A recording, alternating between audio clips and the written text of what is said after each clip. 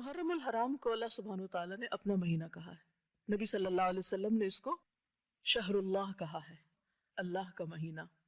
مہینوں کی کل تعداد تو 12 ہے، جیسا کہ قرآن مجید سے ہمیں پتہ چلتا ہے ان عدۃ الشہور عند اللہ 12 شہرا فی کتاب اللہ یوم خلق السماوات والارض منها 4 حرم ذلك الدین القیم فلا تظلموا فیہن انفسکم.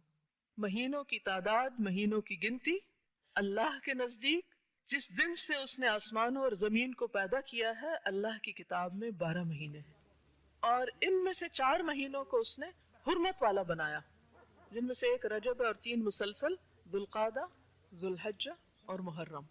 اور یہ 4 مہینے جنہیں حرمت والے قرار دیا، ان کے پیچھے بھی ایک خاص غرض ہے، اور ان میں سے خصوصی طور پر محرم کو محرم اور پھر ساتھ الحرام کہا گیا، یعنی بہت ہی حرمت والا.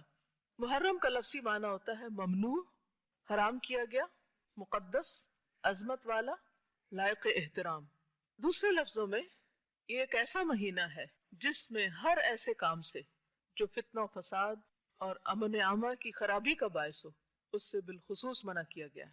اور اس میں آپس میں لڑائی جھگڑا کرنا، ظلم و زیادتی کرنا، نافرمانی کے کام کر کے اپنی جانوں پہ ظلم کرنا، ان سے منع کیا گیا ہے.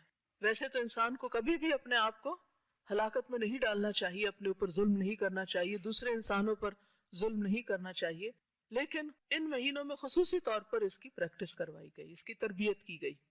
آپ دیکھیے کہ سال کا اختتام بھی کس پر ہوتا ہے؟ حرمت والے مہینے پر، اور آغاز بھی حرمت والے مہینے سے، یعنی سال کے دونوں کناروں پر حرمت والے مہینے ہیں. حج کے مہینے میں لوگ جب حج پہ جاتے ہیں تو کیا کرتے ہیں؟ احرام پہنتے ہیں، اور حالت احرام میں کیا کچھ منع ہوتا ہے؟ الحج اشہر معلومات فمن فرض فیہن الحج فلا رفث ولا فسوق ولا جدال فی الحج.